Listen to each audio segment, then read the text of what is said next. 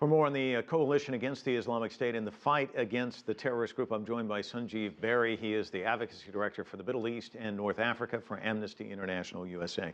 Let's kind of walk through some of the members of this coalition because the U.S., the Obama administration, making a big deal of the partners there in the Middle East. Saudi Arabia, for example, Human Rights Watch says the country has stepped up arrests, trials, and convictions of peaceful dissidents, forcibly disperse peaceful demonstrations. They say it's a place of unfair trials and arbitrary detention. I can go on and on about Bahrain, also not getting very high marks.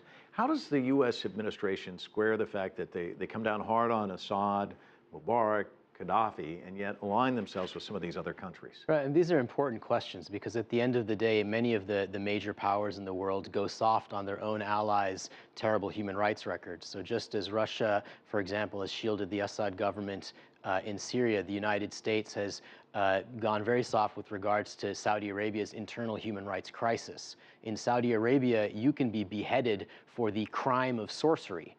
So you can imagine situations where people get apprehended, accused of a crime, tortured until they confess, whether there's a real confession or not, and then are given the death penalty, sometimes by a swordsman cutting off their head.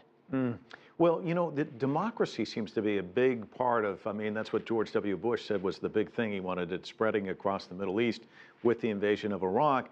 And yet these repressive regimes, it doesn't seem like there's a lot of arm twisting to try and get them to change. There is arm twisting when they need him as a part of this coalition.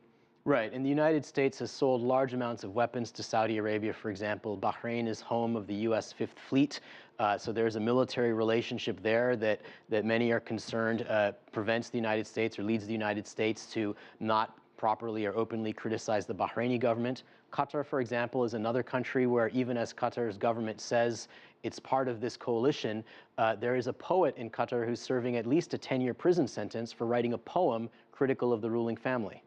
Let's go with Qatar, because this is an interesting headline I just found from The Telegraph just a couple of days ago. The headline reads, "How Qatar is funding the rise of Islamist extremists. The fabulously wealthy Gulf state, which owns an array of London landmarks and claims to be one of our best friends in the Middle East, is a prime sponsor of violent Islamists." So this is another thing that seems rather interesting, that perhaps they're fueling this sort of thing and now coming in on the back end to try and help the U.S. coalition. Amnesty International has consistently called on each of the governments that may or may not be supplying weapons to make sure that any recipients of weapons are carefully vetted before anybody receives anything, whether in Syria, Iraq, or elsewhere. And it seems quite clear from recent developments that that's not the case. Not only has the Syrian government been involved in crimes against humanity, but many of the armed opposition groups, not necessarily all, but many of the armed opposition groups have also been using weapons to commit war crimes as well. What's needed in the region to bring back stability? Obviously, the United States has been involved in fighting there for more than a decade now. It doesn't seem to be any more stable.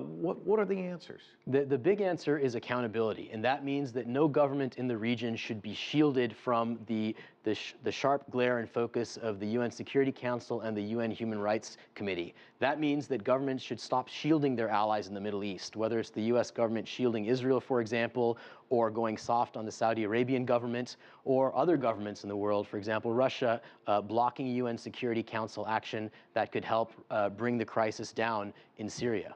Erasing a double standard. Yeah, double standards all around. And for those who are in countries where they can influence their own governments, it's important, particularly in the United States, for people in the United States and Amnesty International USA members to push the government of the United States to not have a double standard when it comes to its allies in the region. All right, Sunjeev, thanks so much for coming.